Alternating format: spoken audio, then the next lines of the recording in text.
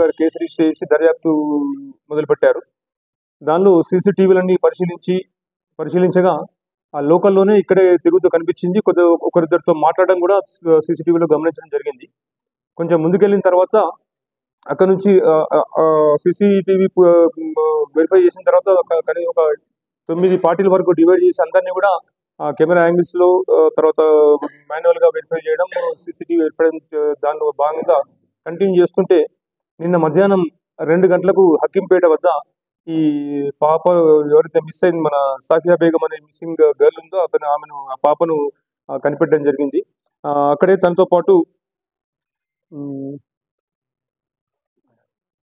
ఫయాజ్ అనే వ్యక్తి ఆటోలో పోయినట్టు కూడా ముందే గమనించడం జరిగింది. ఆ ఆటోతో సహా ఫయాజ్ను, తర్వాత ఫయాజ్ యొక్క భార్య అయిన సమ్రీన్ బేగంను ముగ్గురిని అదుపులోకి తీసుకొని నిన్న సాయంత్రం ఇక్కడికి స్టేషన్ రావడం జరిగింది.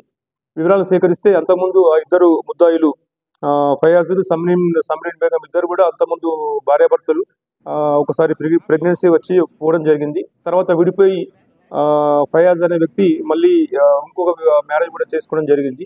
ఈ రీసెంట్ గా మళ్ళీ కలిసి ఉండడానికి అతనితో కలిసి ఉండాలనే ఉద్దేశంతో ఈ సమ్రీన్ బేగం ఫయాజ్ తో ఆల్రెడీ మనకు డివైడ్ అయ్యే ముందు మనకు పాప ఉంది, అది మా బంధువుల ఇంటి దగ్గర ఉంది, నువ్వు వస్తే చూపిస్తానని చెప్పేసి ఒక డ్రామా ప్లే చేసి ఈ పాపని తీసుకొని వెళ్తే తిరిగి మళ్ళీ తన సంసారం కలిసి ఉండొచ్చి హ్యాపీగా లైఫ్ లీడ్ చేసిన ఉద్దేశంతో ఆమె ఈ అఫెన్స్ చేయడం జరిగింది. ఇమీడియట్ గా అందరినీ కస్టడీ తీసుకున్నాం.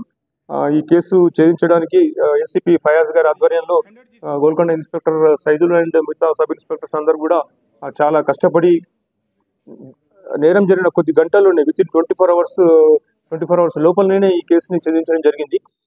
దీనికి సంబంధించి సిపి గారి ద్వారా వారికి సంబంధించిన రివార్డులు కూడా అందరూ చేయడం జరుగుతుంది. ఇప్పుడు దర్యాప్తు నడుస్తుంది. ఆ తర్వాత కోర్టులో ప్రొడ్యూస్ చేసి తర్వాత పరిశోధన కొనసాగిస్తాం.